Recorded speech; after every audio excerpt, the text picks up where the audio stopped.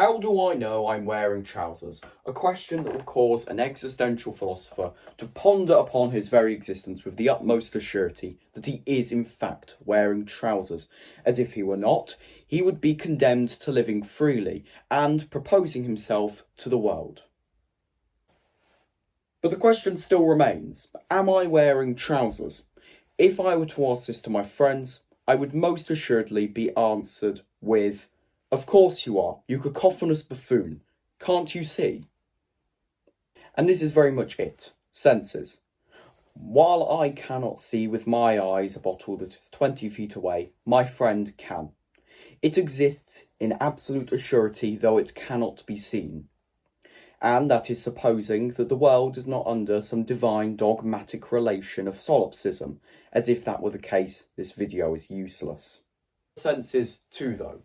The other day I felt my phone go off in my pocket when it wasn't there. And if I were to ask a philosopher, a fellow comrade in this search, this question, I would be met with one of two answers. The first, they would try to speak presumptuously, without actually knowing any of the forms of strands that they are actually saying. They're just merely trying to sound eloquent in front of others. The other would try, much alike to my friends, to state that I am a fool, my trousers are indeed there, and that solipsistic belief is mere child's play, and that I should trust that they are there. And it is with risking ridicule, pseudo-intellect, that I must determine that my mind is the only tool that I can use to seek that I am in fact wearing trousers. Though I may be in a mind of my own creation, the walls are not real, the pain I feel from the isolation is all too real and daunting. Many would have called me stupid at this point in the monologue, as they can most see that I am wearing trousers. But this is not for them. This is for me and my understanding of what I can see, smell, fear, and touch, that I am wearing trousers. And so it is very much the same that I lock the door upon leaving. I must trust with my flawed memory that I did in fact lock the door, and that I did in fact place trousers on when leaving. And that it is with that I must trust that the trousers are still around my waist with a leather belt.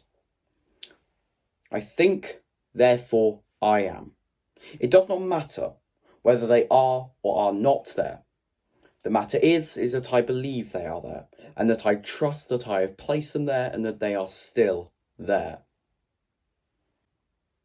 For all I know, in the back of my mind, I could be in a mental asylum, rocking back and forth. And beyond that, a butterfly, sleeping, merely imagining that I am a human. And beyond that, I could be some creature beyond any creation, knowing that I am imagining a human, imagining a butterfly.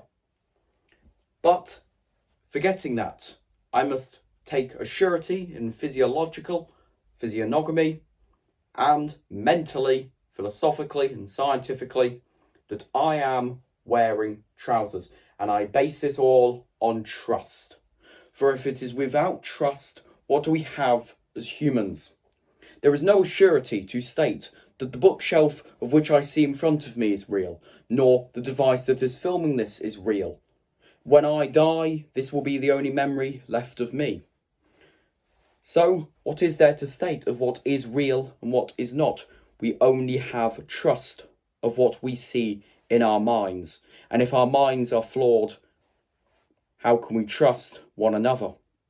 So we must first assure that our minds are set correctly. And from that, we can then see the garments that we wear below and trust that we are wearing trousers.